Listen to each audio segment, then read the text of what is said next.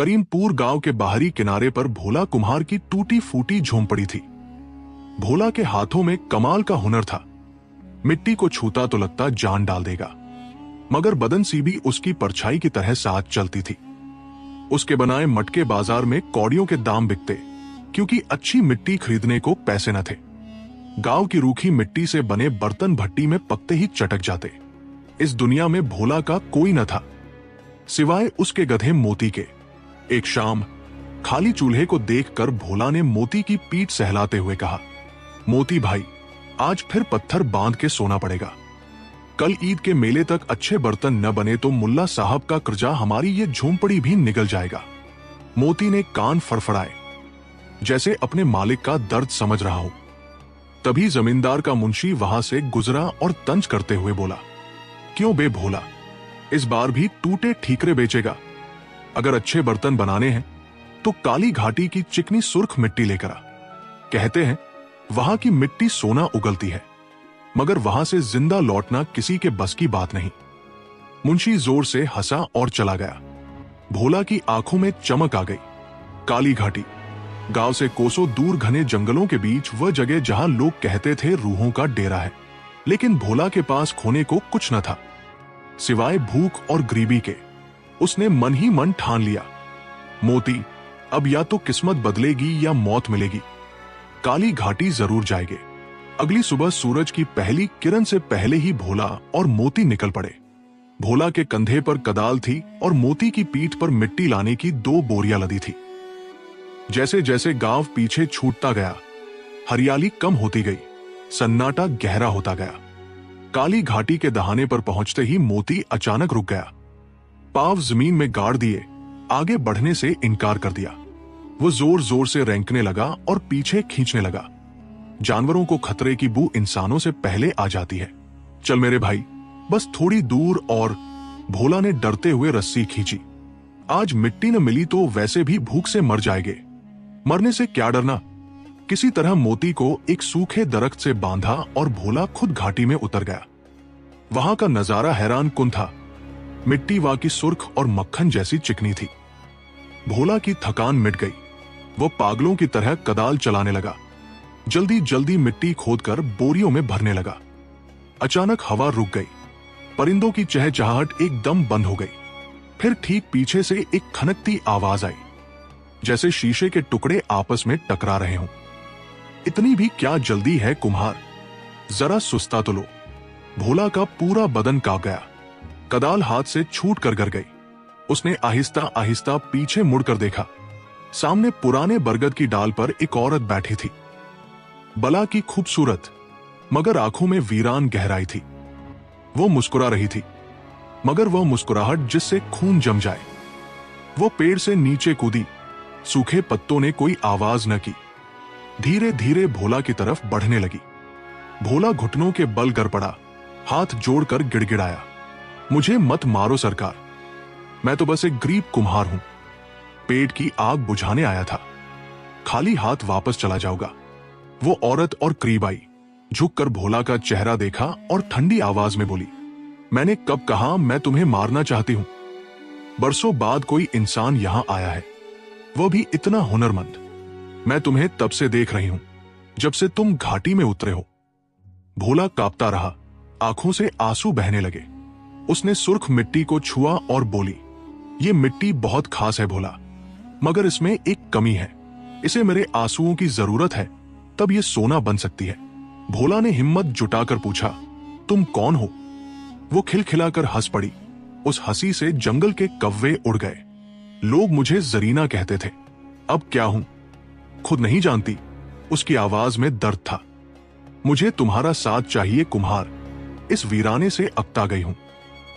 भोला को लगा अब आखिरी वक्त आ गया, मगर जरीना की आंखों में उसे भूख नहीं, एक अजीब तड़प दिखी। वहशत नहीं, अकेलापन दिखा। अगर मैं तुम्हें न मारूं, जरीना ने शर्त रखी, तो क्या तुम मुझे अपनी इस मिट्टी के साथ अपने साथ ले चलोगे, घर ले चलोगे? जरीना ने आहिस्ता कहा, मैं वादा करती हूं, तुम्हें दुनिया का सबसे बड़ा कुम्हार बना दूंगी। बस एक शर्त है। हवा तेज चलने लगी। ऊपर से मोती के रेंकने की आवाज आई, जो डर के मारे रस्सी तोड़ने की कोशिश कर रहा था। भोला दोराहे पर खड़ा था, एक तरफ मौत, दूसरी तरफ अनजान साया। क्या शर्त है सरकार? जरीना धीरे से मुस्कुराई। उसके लबों से निकले अल्फाज हवा में तैरने लगे। शर्त बहुत सादा है कुम्हार, मैं तुम्हारे साथ चलूंगी, तुम्हारे घर रहूंगी, तुम्हारे हुनर में अपनी ताकत मिलाऊंगी, मगर मुझे तुम्हारे सिवा कोई नहीं देख पाएगा। जिस दिन किसी तीसरे को बताया या किसी ने मुझे देखने की कोशिश की, मैं हमेशा के लिए चली जाऊंगी। और याद रहे, मेरा जाना तुम्हारे लिए अच्छा नहीं होगा। भोला के पास सोचने का वक्त न था। पेट की भूख डर से बड़ी होती है। उसने कांपते हाथ जोड़े और सर झुका दिया। मुझे मंजूर है सरकार। मेरी टूटी झोंपड़ी में आता ही कौन है, किसी को कुछ नहीं बताऊंगा। जरीना ने गहरी सांस ली, जैसे सदियों की थकान उतार रही हो। तो फिर चलो कुम्हार, अब से मेरी किस्मत तुम्हारे चाक से बंध गई। भोला लड़खड़ाते कदमों से ऊपर चढ़ा। मोती बुरी तरह रेंग रहा था। जब भोला और जरीना ऊपर पहुंचे तो मोती ने रस्सी छुड़ाने के लिए पूरी ताकत लगा दी। उसकी आंखों में बेपनाह खौफ था। शांत हो जा मोती, शांत हो जा। भोला ने थपथपाया, मगर खुद के हाथ ठंडे थे। मिट्टी की बोरियां मोती की पीठ पर लदी। जरीना भी बोरियों के ऊपर जा बैठी। मोती के पांव डगमगा गए, जैसे बोझ कई गुना बढ़ गया हो। हालांकि जरीना का कोई जिस्म न था, मगर उसकी मौजूदगी का भार इस बेज़बान जानवर को महसूस हो रहा था। रात लंबी थी। चांद बादलों में लुका छिपी खेल रहा था। भोला आगे आगे रस्सी थामे चल रहा था, पीछे मोती और उस पर सवार एक नादीदा हस्ती। पूरे रास्ते जरीना गुनगुनाती रही, ऐसी धुन जो न खुशी की थी न गम की, बस रूह को चीर देने वाली। जब वह गांव पहुंचे तो आधी रात हो चुकी थी। करीमपुर सो रहा था। कुत्ते भौंके, मगर जरीना ने एक बार घूर कर देखा तो दुम दबाकर भाग गए। भोला ने झोंपड़ी का बांस का दरवाजा खोला। अंदर घुप अंधेरा। एक कोने में टूटा चाक, सूखे बर्तन, फटे कपड़े, गरीबी हर कोने में पसरी थी। पीली रोशनी में झोंपड़ी की बदहाली और भी नुमाया हो गई। भोला को शर्म आई। यही मेरा घर है सरकार, माफ करना, आपके लायक कोई जगह नहीं यहां। जरीना ने दीवारें छुई, फिर टूटे चाक के पास आकर बोली, महल और झोंपड़ियां इंसानों के लिए होती है भोला, मुझे तो बस मिट्टी की खुशबू चाहिए। उसने चाक की तरफ इशारा किया। शुरू करो, देखना है तुम्हारे हाथों में कितना जादू है। भोला थका हुआ था मगर मजबूर था। वह बाहर गया, मोती की पीठ से सुर्ख मिट्टी उतारी, उसे पानी से गूंधा। आमतौर पर उसे घंटे लगते, मगर आज जैसे ही पानी डाला, मिट्टी मक्खन की तरह नरम हो गई। भोला चाक पर बैठा, मिट्टी का लोंदा रखा और घुमाया। घर घर की आवाज के साथ चाक घूमने लगा, मगर आज उसके हाथ अपने काबू में न थे। उसे लगा उसके खुरदरे हाथों पर किसी के ठंडे मखमली हाथ रखे हैं। जरीना ठीक पीछे बैठी थी, उसके हाथों के साथ मिलकर मिट्टी को शक्ल दे रही थी। महसूस करो भोला, जरीना ने उसके कान में सरगोशी की। आवाज बर्फ जैसी ठंडी थी। मिट्टी को मत रोको, उसे बहने दो। और फिर वह करिश्मा हुआ जो भोला ने कभी ख्वाब में भी न सोचा था। वह सादा सुर्ख मिट्टी चाक पर घूमते घूमते चमकने लगी। भोला सिर्फ शक्ल दे रहा था, मगर नक्काशी खुद बखुद उभर रही थी। फूल, पत्तियां, बेल बूटे, इतनी बारीक कारीगरी जो सुई की नोक से भी नामुमकिन थी। जब चाक रुका तो सामने एक अजीब व गरीब सुराही तैयार थी। गीली मिट्टी नहीं, जैसे ताबे से ढाली गई हो। भोला की आंखें खुली की खुली रह गई। पसीने में शराबोर, डर से कांपता, मगर एक कारीगर की तरह अपनी तख्लीक देखकर मशहूर भी था। ये मैंने बनाई है। उसने अपनी सुर्ख मिट्टी सनी हथेलियां देखी। जरीना कोने में खड़ी थी, चेहरे पर इत्मीनान की मुस्कुराहट। यह तो बस शुरुआत है कुम्हार, अब सो जाओ। कल से दुनिया देखेगी कि भोला के हाथ क्या कर सकते हैं। मगर याद रहे, हुनर मेरा है, हाथ तुम्हारे। जिस दिन जुबान फिसली, सब खाक हो जाएगा। भोला ने चमकती सुराही देखी, फिर अंधेरे कोने में खड़े साए को। बाहर से मोती के रेंकने की आवाज आई। भोला को एहसास हुआ, उसने गरीबी मिटाने के लिए अपना साया एक अनजान ताकत के हाथों गिरवी रख दिया है। अगली सुबह भोला मोती को लेकर बाजार के सबसे बड़े ताजर सेठ करीम बख्श की दुकान के बाहर जा पहुंचा। मोती की पीठ पर बंधी बोरियों में वही जादुई सुराही थी। भोला का दिल जोर जोर से धड़क रहा था। उसने कांपते हाथों से कंबल हटाया। जैसे ही कंबल उठा, आसपास खड़े लोगों की आंखें चुंधिया गई। वो सुराही मिट्टी की नहीं लग रही थी, जैसे तांबे और सोने के मिलाप से बनी हो और उस पर बारीक नक्काशी उसे जीता जागता बना रही हो। सेठ करीम बख्श जो अपनी गद्दी पर हुक्का गुड़गुड़ा रहे थे, हुक्का हाथ में लिए वहीं जम गए। अरे वाह, ये क्या चीज है भोला? वो गद्दी से उतरकर नीचे आए, ऐनक ठीक की और सुराही को छूने के लिए हाथ बढ़ाया, मगर ठिठक गए। ये मिट्टी की है या धात की? 40 साल के कारोबार में ऐसी चमक नहीं देखी। भोला ने पसीना पोंछते हुए झूठ बोला, सरकार, ये मेरे बुजुर्गों का पुराना नुस्खा है, खास मिट्टी और खास आंच का कमाल। सेठ ने सुराही को उंगली से ठोका। टन टन की आवाज आई जैसे मस्जिद की घंटी बजे। बेमिसाल। बोल भोला, क्या कीमत लेगा? 10 चांदी के सिक्के दे दूं? भीड़ में सरगोशियां होने लगी। भोला ने अपनी पूरी जिंदगी में एक चांदी का सिक्का भी मुश्किल से देखा था। 10 क्या, 15 ले लो, अब ना मत करना। सेठ ने फौरन थैली खोली और खनखनाते 15 सिक्के भोला की हथेली पर रख दिए। सिक्कों का वजन हाथ में भारी था, मगर मन उस राज से भी ज्यादा भारी था जो वो छुपाए फिर रहा था। उस रात के बाद भोला की दुनिया बदल गई। अब हर रात उसकी झोंपड़ी में अजीब सा दरबार सजता। बाहर सन्नाटा, अंदर जादू। भोला चाक पर बैठता, जरीना ठीक पीछे, और रात भर बेमिसाल बर्तन तैयार होते। धीरे धीरे टूटी झोंपड़ी पक्के मकान में बदलने लगी। छत से बारिश नहीं टपकती थी। सबसे ज्यादा खुश मोती था, जिसे कभी सूखी घास भी नसीब न होती थी, अब ताजे चने और गुड़ खा रहा था। मोती मोटा ताजा होने लगा था, मगर उसकी आंखों में एक डर हमेशा रहता। वो अक्सर उस कोने की तरफ देखकर कान खड़े कर लेता जहां जरीना बैठती थी। गांव में भोला कुम्हार की तरक्की आग की तरह फैल गई।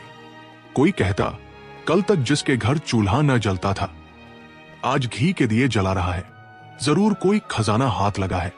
कोई कहता, नहीं भाई, मैंने सुना है काला इल्म सीख लिया है। रात भर उसके घर से सरगोशियों की आवाजें आती हैं। भोला इन बातों से बेखबर अपनी दुनिया में मगन था, मगर मसला यह था कि वह अनजाने में दिन में भी जरीना से बातें करने लगा था। एक दोपहर भोला आंगन में बैठकर खाना खा रहा था। जरीना सामने नादीदा रूप में बैठी थी। भोला खाते खाते हंसते हुए बोला, अरे जरीना, आज सालन में नमक जरा कम है, कल जरा। तभी पड़ोसी अकबर ने दीवार के पीछे से झांका। उसने सुना कि भोला खाली हवा से बातें कर रहा है और मुस्कुरा रहा है। कोई वहां था ही नहीं। अकबर डर के मारे पीला पड़ गया और उल्टे पांव भागा। उसने पूरे गांव में ढिंडोरा पीट दिया। भाइयों, मैंने अपनी आंखों से देखा, भोला पागल हो गया है। किसी जरीना का नाम ले रहा था, मगर वहां कोई औरत न थी। फिर भी किसी ने जवाब जरूर दिया। गांव वालों का शक अब यकीन में बदलने लगा। भोला अब सिर्फ अमीर ही नहीं, उनके लिए एक खौफ बन चुका था। लोग उसके घर के सामने से गुजरने से कतराते, बच्चे उसे देखकर जादूगर जादूगर चिल्लाते। भोला को अंदाजा भी न था कि उसकी शोहरत के साथ एक बड़ा खतरा उसकी दहलीज पर दस्तक दे चुका है। जब ये बातें गांव के चौधरी जफर खान के कानों तक पहुंची, तो उनका दिमाग खराब हो गया। जिस कुम्हार को कल तक वो लात मार कर रास्ते से हटा देते थे, आज बड़े बड़े ताजर उसके घर के बाहर तार लगाए खड़े रहते थे। जफर खान ने हुक्का गुड़गुड़ाते हुए अपने लठैत चंगेज से कहा, चंगेज देख रहा है, वो 2 कौड़ी का कुम्हार अब हमसे ऊंची हवेली बनाने की सोच रहा है। सुना है शहर से नवाब साहब खुद उसके हाथ के बने बर्तन लेने आ रहे हैं। चंगेज ने आग में घी डालते हुए कहा, मालिक, बात सिर्फ पैसे की नहीं, लोग कहते हैं ऊपरी हवा का चक्कर है, वरना एक अकेला आदमी रात भर में 100-100 सुराहियां कैसे बना सकता है, वह भी ऐसी नक्काशी वाली जो इंसानी हाथों से नामुमकिन है। जफर खान की आंखों में एक करू चमक आ गई। ऊपरी हवा, काला इल्म, बस यही मौका है। अगर साबित हो गया कि ये जिन या भूत की मदद लेता है तो गांव वाले खुद इसे पत्थरों से मार कर निकाल देंगे। आज रात हम खुद देखेंगे उसकी झोंपड़ी में क्या खिचड़ी पकती है। वो अमावस की काली रात थी। पूरा गांव गहरी नींद में था, मगर भोला के घर में मध्यम रोशनी जल रही थी। घर के पिछवाड़े घने नीम के दरख्त के पीछे जफर खान और चंगेज दबे पांव जाकर छुप गए। अंदर से घर घर चाक की आवाज आने लगी। जफर खान ने खिड़की के रास्ते झांका और जो मंजर देखा उसका खून जम गया। चाक के पास भोला बैठा था, मगर मिट्टी को छू नहीं रहा था। चाक खुद बखुद तेज घूम रहा था। गीली मिट्टी हवा में उठ रही थी और नादीदा उंगलियां उसे शक्ल दे रही थी। देखते ही देखते मिट्टी का बेजान लोंदा खूबसूरत सुराही में बदल गया। भोला हवा में देखकर मुस्कुरा रहा था। जरीना, अब तुम थक गई होगी, जरा आराम कर लो। चंगेज के पांव एक सूखे पत्ते पर पड़े, चटकी आवाज हुई। अंदर सन्नाटा छा गया। चाक भी रुक गया। कौन है वहां? भोला चिल्लाया। जफर खान और चंगेज उल्टे पांव भागे। वो समझ गए थे मामला इंसान का नहीं। जफर खान के चेहरे पर पसीना था, मगर होठों पर तह की मुस्कुराहट। अब नहीं बचेगा भोला, अब नहीं बचेगा। अगली सुबह भोला अभी सोकर उठा भी न था कि दरवाजे पर भारी लाठियां बजने लगी। बाहर निकल पाखंडी, बाहर निकल जादूगर। भीड़ चिल्ला रही थी। भोला घबरा कर बाहर आया। मोती रस्सियां तोड़ने की कोशिश कर रहा था और जोर जोर से रेंग रहा था। उसे शायद आने वाली मुसीबत का अंदाजा हो गया था। गांव के सरपंच और जफर खान भीड़ के साथ सामने खड़े थे। पीछे पूरा गांव, बच्चे, औरतें, बूढ़े, सबके हाथों में पत्थर या डंडे थे। वही लोग जो कल तक भोला की तारीफ करते थे, आज नफरत से देख रहे थे। जफर खान ने आगे बढ़कर गरजते हुए कहा, पंचो, यह कुम्हार नहीं, तांत्रिक बन चुका है। ब्रिस्तान की ताकतों का इस्तेमाल करता है। मैंने और चंगेज ने अपनी आंखों से देखा। उसके घर में हवा में बर्तन बनते हैं। भीड़ में शोर मच गया। मारो इसे, इसने चुड़ैल पाल रखी है। सरपंच ने हाथ उठाकर सबको खामोश किया। फिर भोला की आंखों में आंखें डालकर बोले, भोला, सच सच बता दे, तेरी इस तरक्की का राज क्या है? क्या जफर खान जो कह रहा है वो सच है? अगर झूठ बोला तो तुझे और तेरे इस जानवर को अभी इस गांव से बाहर निकाल दिया जाएगा। भोला की रूह कांप गई। पसीने में शराबोर उसे जरीना का वदा याद था। जिस दिन किसी को बताया मैं चली जाऊंगी, उसने लड़खड़ाते हुए कहा, नहीं मालिक, ये सब मेरी मेहनत है, मैंने कोई जादू नहीं किया। जफर खान ने आगे बढ़कर भोला का कुर्ता पकड़ लिया। अकेली मेहनत से मिट्टी हवा में नाचती है। अगर सच न उगला तो अभी इस झोंपड़ी में आग लगा दी जाएगी। चंगेज एक जलती मशाल लेकर घर की तरफ बढ़ने लगा। मोती पागलों की तरह उछलने लगा, जैसे भोला को कुछ बताना चाहता हो। भोला ने अपने घर की तरफ देखा। सालों की मेहनत, फिर उस नादीदा कोने की तरफ महसूस किया जहां शायद जरीना खड़ी सब देख रही थी। सरपंच ने कहा, भोला, ये आखिरी मौका है, या सच बोल दे या आज तेरा अंत यकीनी है। भीड़ का शोर बढ़ता जा रहा था। मशाल की आंच चेहरे तक आ रही थी। डर ने सब्र का बंधन तोड़ दिया। भोला घुटनों के बल गिर पड़ा और रोते हुए चिल्लाया, रुक जाओ, मत जलाओ मेरा घर, मैं सब बताता हूं। हवा थम गई। सन्नाटा छा गया। हाँ, मैं ये बर्तन अकेले नहीं बनाता। एक ताकत है, एक औरत है जो मेरी मदद करती है। जैसे ही ये अल्फाज भोला के मुंह से निकले, जलती मशाल की लौ बुझ गई। एक बर्फीली आंधी चली। धूल और सूखे पत्ते गोल गोल घूमने लगे। भीड़ में भगदड़ मच गई। ये क्या हो रहा है? जफर खान कांपते हुए बोला। तभी जरीना की आवाज आई। उस आवाज में डर नहीं, टूटे दिल की खनक थी। भोला, तुमने ये क्या कर दिया? मैंने तुमसे सिर्फ एक वादा मांगा था। क्या मिट्टी का ये घर मुझसे ज्यादा कीमती था? भोला रोते हुए हवा में हाथ बढ़ाने लगा, मगर छू न सका। मुझे माफ कर दो सरकार, मैं डर गया था, मैं बुज़दिल हूं, मगर मुझे छोड़कर मत जाओ। जरीना ने एक कड़वी मुस्कुराहट के साथ कहा, इंसान की फितरत ही डरना है भोला। मैं अपनी दुनिया छोड़कर तुम्हारी दुनिया में आई थी क्योंकि मुझे तुम्हारे हुनर से मोहब्बत थी, मगर हम दोनों की दुनिया एक नहीं हो सकती। आज तुमने वो पर्दा गिरा दिया जो हमारे बीच था। मेरा वक्त हो गया है भोला, अब मैं यहां नहीं रुक सकती। नहीं जरीना, तुम चली गई तो मैं फिर वही बेकार कुम्हार बन जाऊंगा। जरीना ने झुककर अपने दोनों हाथ भोला के कांपते हाथों पर रखे। इस बार ठंडक नहीं, एक अजीब सी तवानाई महसूस हुई। मैं जा रही हूं, मगर अपना हुनर तुम्हारे हाथों में छोड़कर जा रही हूं। अब तुम्हें मेरी जरूरत नहीं पड़ेगी। जब भी मिट्टी को छुओगे, मेरी याद तुम्हारे साथ रहेगी। उसने भोला की पेशानी को छुआ और कहा, खुदा हाफिज कुम्हार। और फिर वह गायब हो गई। भीड़ कब की भाग चुकी थी। भोला घंटों उसी जगह बैठा रहा, खाली हवा में ताकता हुआ। कई दिन बाद भारी मन से उसने चाक पर मिट्टी रखी। सोचा अब कुछ न बनेगा, मगर जैसे ही हाथ चले, करिश्मा हुआ। जरीना वहां न थी, मगर भोला की उंगलियां खुद ब खुद चल रही थी। वही सुराही, वही चमक, वही बारीक नक्काशी। जरीना अपना वदा निभा गई, उसे दुनिया का बेहतरीन कारीगर बना गई। साल गुजरते गए। भोला अब बूढ़ा हो चुका था, मुल्क का सबसे मशहूर और अमीर कारीगर। नवाब और अमीर उसके बर्तनों के लिए मुंह मांगी कीमत देते थे। उसके पास बड़ी हवेली थी, दर्जनों नौकर थे, मगर गांव वाले कहते थे, भोला अब भी पागल है।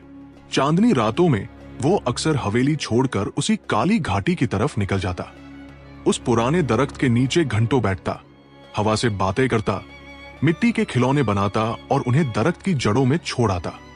वो अमीर था, हुनरमंद था, मगर उसकी आंखों में आज भी वही वीरानी थी जो उसने पहली बार जरीना की आंखों में देखी थी। उसने दुनिया जीत ली थी, मगर अपना साया खो दिया था।